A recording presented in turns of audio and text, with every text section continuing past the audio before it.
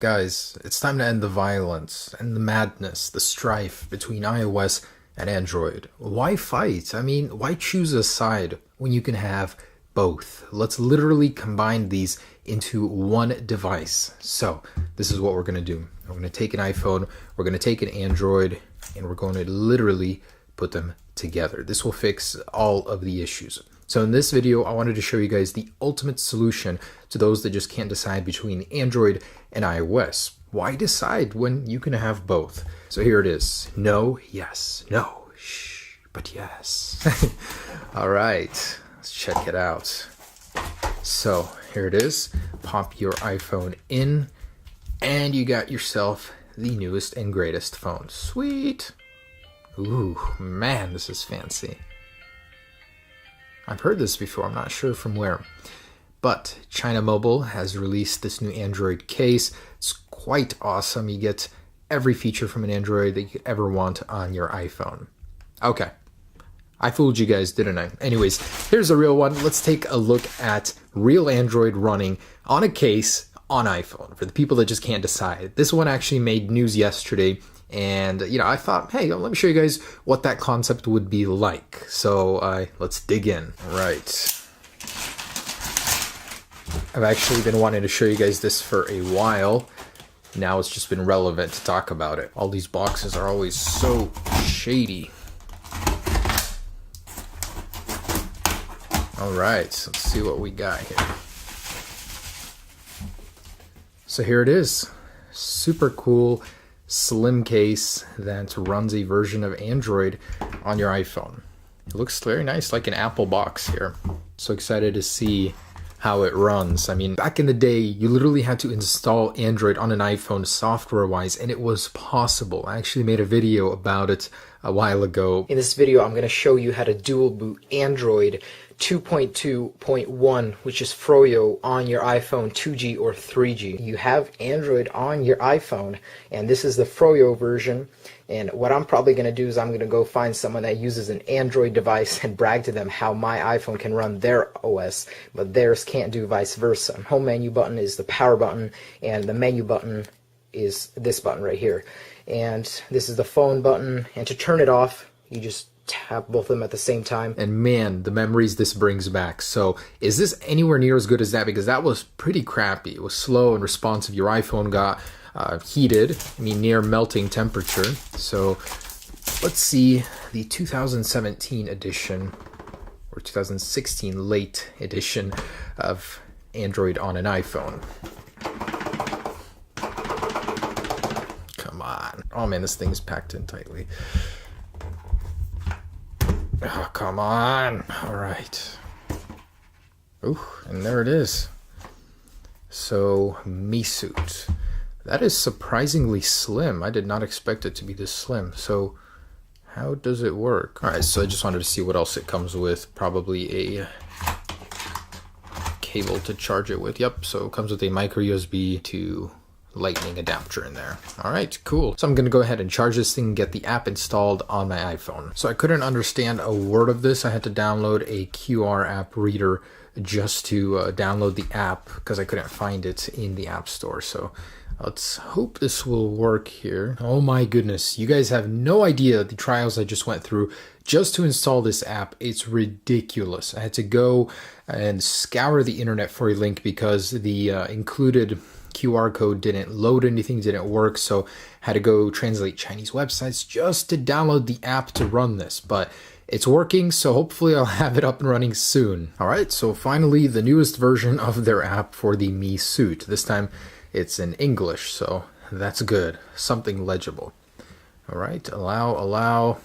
Firstborn signature, allow. Okay, yep. Man, how many of these do you need? Finally. Oh my goodness. It's like they try to make this as difficult as possible to install. But I get it. We're not supposed to even have this in America. This is Chinese markets only. Anyways, so jumping into the software, I do have Android running on an iPhone. Well, this is quite a way to run it, but it is seriously running on an iPhone display. This is sort of like an emulation, but a real hardware built into this case. So I actually do have to translate just in order to change the language because I can't read anything right now. So I'm going to attempt to do that. System management. Oh, so you do have the full Android settings in here. Language, thank you. English. Oh my goodness, finally. So the battery died. I had to go ahead and get it charged up, and now we can continue. I found out one very glaring flaw with this thing before even getting into it, and it's a big one. So if the battery dies on this thing, it refuses to charge this one. There's some sort of glitch that goes on for whatever reason, because it's a manual setting you have to enable for it to charge this one. So if your iPhone dies and you want to charge it to this guy, no go. You got to take it off and charge it separately. One very, very big design flaw. I don't know why that is. Plus the fact that this is a separate little adapter in here is really annoying because you got to keep pulling it out and placing it back in. It's super, super annoying. Anyways, so let's say everything is going perfectly. It's a great idea. Let's see how they executed it. You run the app and then you go ahead and slide this in here. And if you're lucky, it will connect. Sometimes it doesn't. It's quite annoying how unstable it is. I'm going to try and turn that on. And sometimes you got to pull it out, put it back in. It takes a while, man. It's just stability-wise, it's not there. And there you go. So you have your Android. So the update just installed. It's looking a little bit better now. And it's a fully functioning Android running on your device. Let's go ahead and take a look at what it is. I'm actually kind of curious here in settings. So it's Android 5.1 Lollipop. So we click on it, we get our little secret thing. But that's a bit old. I'm surprised. At least put Android 6.0 on this thing. We got our model number. So this is its very own phone.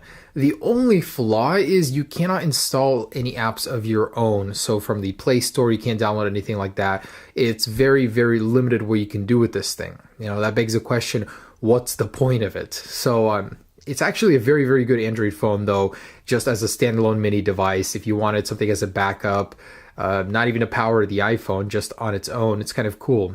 The surprising thing to me is how responsive it is. I mean, I thought this thing would be buggy and slow. I just saw some promos of this thing and it didn't look very responsive whatsoever, but here it's actually running quite good. So this is actually Android running, but you still have iOS running in the background. You can get your own prompts like this here. That's kind of funny. Now, this case has its own Wi-Fi and Bluetooth modules, so it's not using the iPhones. You literally have to go and set up Wi-Fi once again inside of here. And Bluetooth, it's its own individual chip, which I thought was pretty neat. So you're using that through here. Of course, you can get a lock screen as well. You can do the standard Android locks. And taking a look at the camera application, I'm actually kind of curious, how does it manage this? It's its own app. That is so neat. So, okay, there we go.